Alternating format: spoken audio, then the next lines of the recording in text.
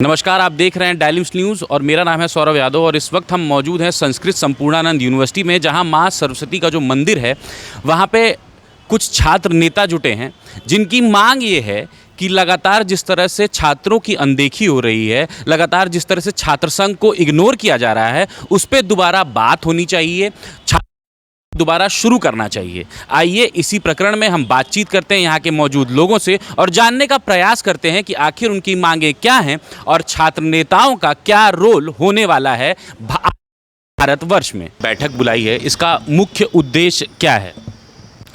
यह छात्र और छात्र नेताओं की यह बैठक है।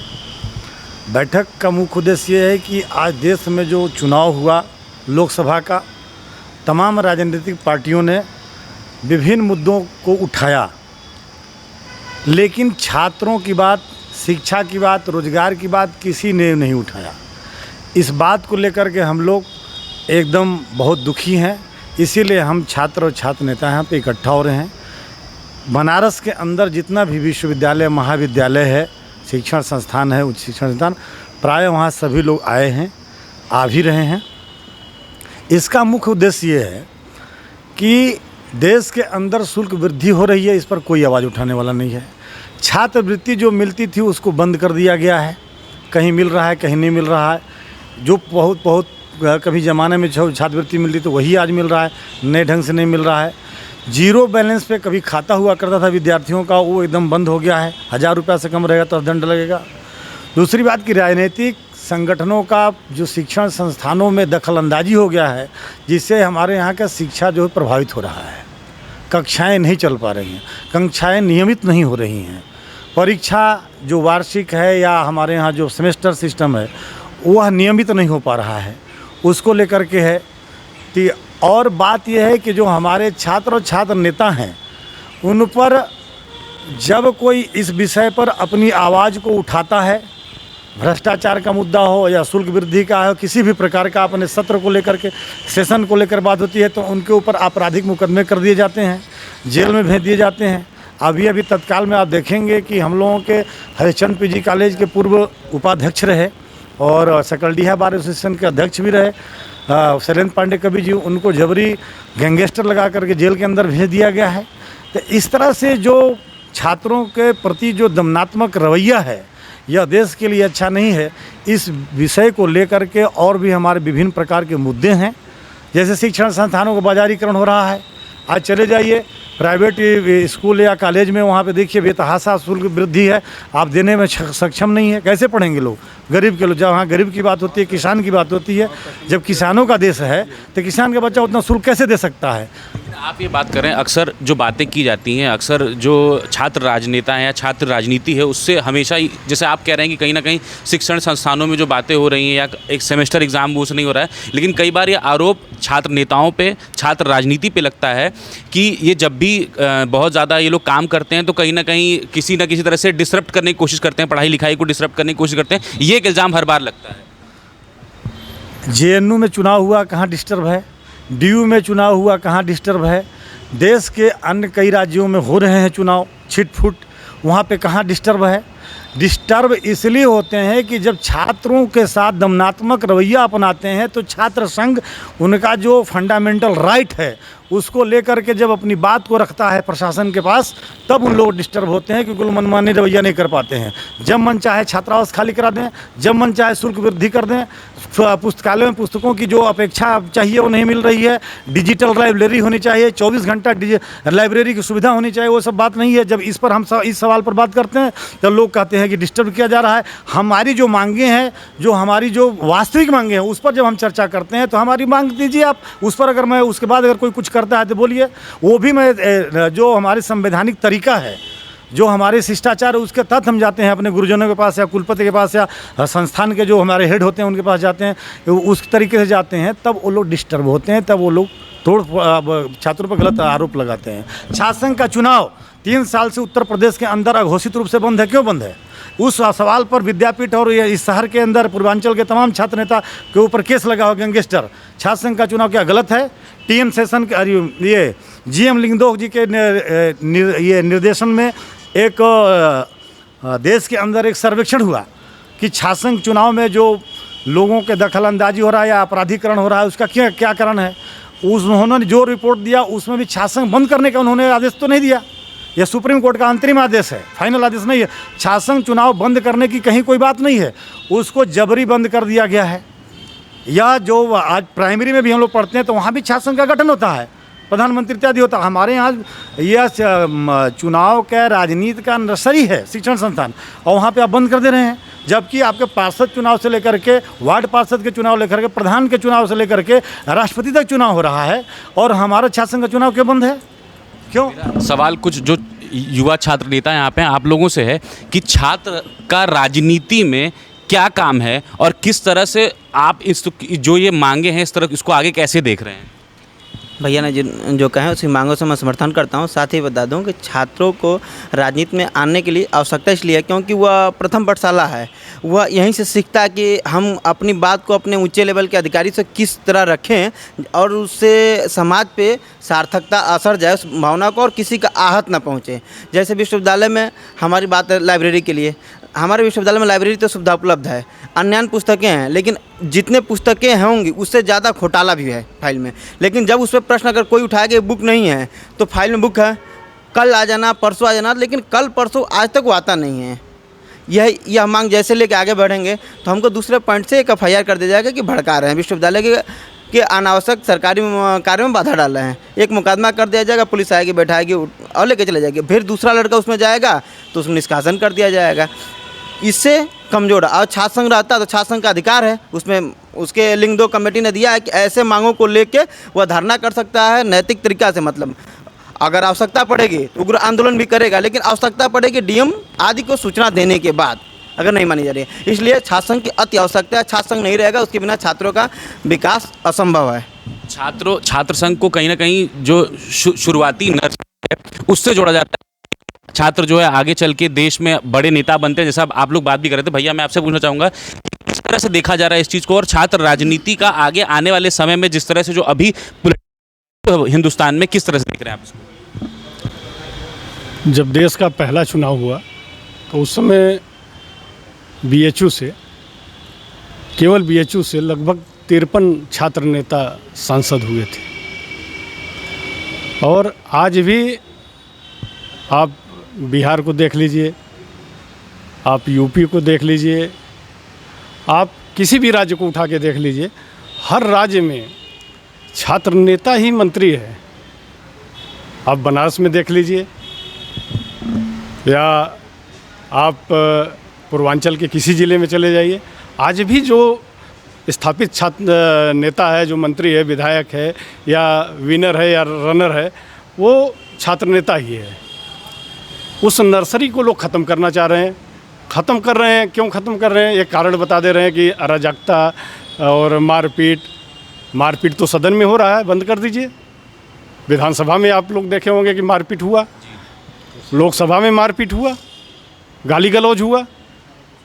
आप किसी छात्र संघ में उठा के देख लीजिए, कोई एक वाकया बता दीजिए पूरे प्रदेश का, किसी देश का, पूरे देश में किसी भी प्रदेश के एक छात्र संघ का जहां आज भी चुनाव हो रहा है कि उस छात्र संघ में या छात्र संघ भवन में उस तरीके का मारपीट हुआ हो जैसा सदन में हुआ है, जैसा सदन में आप लोग देखें। तो बंद उसको करना चाहिए, बंद उसको करना चाहिए ना। लेकिन लोग एक आरोप लगा दिए कि छात्र संघ से अराजकता हो रहा है, मारपीट हो रहा है, जो सरासर गलत है। लिंग 2 आए और उसको एकदम जटिल बना दिए कि आपके उस ऊपर 151 का भी मुकदमा है तो आप चुनाव नहीं लड़ सकते हैं। ये अगर छात्रों के लिए है तो और लोगों के लिए होना चाहिए। लोग सजा याफ्ता हो गए, अभी अफजाल अंसारी सजा याफ्ता हो गए, फिर उसके बाद भी उनको कोर्ट का सपोर्ट मिल गया, फिर चुनाव लड़े। तो छात्र क्यों नहीं लड़ सकता है? तमाम, मैं एक एग्जाम्पल दिया, तमाम ऐसे एग्जाम्पल हैं, हज़ारों एग्जाम्पल है, हज़ारों नेता ऐसे हैं जो चुनाव लड़े हैं और हज़ारों लोग चुनाव जीते हैं जो अपराधी रहे हैं। क्या आपको ऐसा क्या लगता है कि ये जो लगातार कोशिश की जा रही है, काफ़ी समय से BHU में छात्र संघ चुनाव बंद है और धीरे धीरे अब कई विद्यालयों में बंद किया जा रहा है, या कहीं ना कहीं लॉस ऑफ इंटरेस्ट भी देखने को मिल रहा है, क्या ये जो बगिया आप कह रहे हैं कि आगे की राजनीति की जो बगिया है इसको ख़त्म करने का प्रयास किया जा रहा है, आपको ऐसा क्यों लगता है? देखिए, सबसे इसके मूल में अगर आप जाएंगे तो छात्र राजनीति जब तक जिंदा रही है, छात्र नेता जब तक सदन में, लोकसभा हो चाहे विधानसभा हो, किसी भी विधानसभा में, किसी लोकसभा में छात्र नेता जब तक जिंदा रहे, जब तक छात्र नेताओं का पूरा कब्जा रहा, तब तक आप देखिए कि एक भी भ्रष्टाचार नहीं हुआ है। जैसे ही छात्र नेताओं की संख्या कम हुई है लोकसभा में, विधानसभा में, वैसे ही तमाम आप एग्जाम्पल देखेंगे कि भ्रष्टाचार हुआ, बड़े बड़े भ्रष्टाचार हुआ, बड़े बड़े लूटपाट हुए। उसका मूल कारण केवल छात्र नेता है। और छात्र नेता को ये लोग आगे नहीं बढ़ने देना चाहते हैं। कुछ ऐसे राजनीतिक दल हैं, उसमें सब सारे राजनीतिक दल, कोई ऐसा नहीं है जो छात्र नेताओं को आगे बढ़ने देना चाहता हो, क्योंकि अगर छात्र नेता जाएगा तो उनकी दुकान बंद हो जाएगी। और छात्र नेता आज तक जो भी छात्र नेता रहा है, अगर वो मंत्री हुआ, विधायक हुआ है, मैं दावे के साथ कह सकता हूँ कि एक भी छात्र नेता के ऊपर कोई करप्शन का आरोप, आप सभी लोग पत्रकार हैं, आप बता दीजिए कि ये छात्र नेता रहे हैं, छात्र संघ के अध्यक्ष रहे हैं, इनके ऊपर आरोप है, ऐसा कहीं नहीं है। भैया आगे जैसे आपने जो ये मुहिम शुरू की है, इसको आप कहाँ लेके जाना चाह रहे हैं, कहाँ बढ़ना चाह रहे हैं और किस तरह से इसमें एक वो देखना चाह रहे हैं, क्या वो देखना चाह रहे हैं? इसके यह बैठक जो हम लोग कर रहे हैं यहाँ, इस बैठक का मूल उद्देश्य ये है कि आप देख रहे हैं कि जहाँ शिक्षा के बजट में सरकार बराबर कटौती करते जा रही है, मतलब शिक्षा का बजट अगर आप कायदे से देख लें तो वह न के बराबर है। शिक्षा जो है हमारा मौलिक अधिकार है। सरकार की दोहरी शिक्षा नीति के खिलाफ जो है हम यहाँ बैठे हुए हैं, और छात्र संघों को जो समाप्त करने की जो सरकारों के द्वारा कवायद चलाई गई, उसके पीछे एक बहुत बड़ी रणनीति थी इनकी। वह रणनीति क्या थी? वो रणनीति यह थी कि जैसे दो प्रकार की शिक्षा नीतियाँ चला रहे हैं। एक तरफ यह शिक्षा का मौलिक अधिकार बताते हैं कि शिक्षा सबका मौलिक अधिकार है, सबको मिलनी चाहिए। दूसरी तरफ ये प्राइवेट कॉन्वेंट स्कूलों को मनमाने तरीके से मान्यता दे रहे हैं, वहाँ अंग्रेजी पद्धति से शिक्षा चलाई जा रही है। आज के परिवेश में बैरा की नौकरी भी करने आप जाएंगे होटल में तो आपको अंग्रेजी की आवश्यकता पड़ेगी। अगर आप अंग्रेजी नहीं जानते तो बैरा की नौकरी आपको मिलने वाली नहीं है। वहीं हमारे जो सरकारी स्कूल हैं, जो जिसमें गरीबों के बच्चे पढ़ते हैं, वहाँ अंग्रेजी की कोई कक्षा नहीं चलाई जाती। तो हमारी यह बैठक इसलिए हो रही है कि हम सोने की चिड़िया थे, कब थे? जब संदीपनी मुनि के आश्रम में भगवान कृष्ण और सुदामा दोनों एक साथ बैठ करके शिक्षा ग्रहण करते थे, तब हम सोने की चिड़िया थे। अब यहाँ स्थिति ये हो गई है कि सुदामा जो है कटोरा लेकर के जा रहे हैं और दलिया खिचड़ी खा रहे हैं, और कृष्ण जा रहे हैं लुटेरा में बैठ करके जो है, और 5 स्टार होटल का जो मेनू मेंटेन होता है उस हिसाब से बैठ करके कांटे के चम्मच से जो है वो टिफिन कर रहे हैं। दोहरी शिक्षा नीति नहीं चलेगी, शिक्षा का बाजारीकरण हम नहीं होने देंगे। और छात्र संघों के खिलाफ जो सरकारों ने, संसद में जितने भी दल बैठे हुए हैं, सारे लोग छात्र संघों के विरोधी हैं। क्यों? क्योंकि देश का नौजवान, देश का छात्र वह समाज के विषय में सोचता है। लेकिन जो ये लोग बैठे हुए लोग हैं, एक लोग केवल अपने परिवार, अपने व्यक्तिगत निजी हितों की राजनीति कर रहे हैं। राजनीति में अपराधीकरण के खिलाफ न इनकी कोई स्पष्ट नीति है।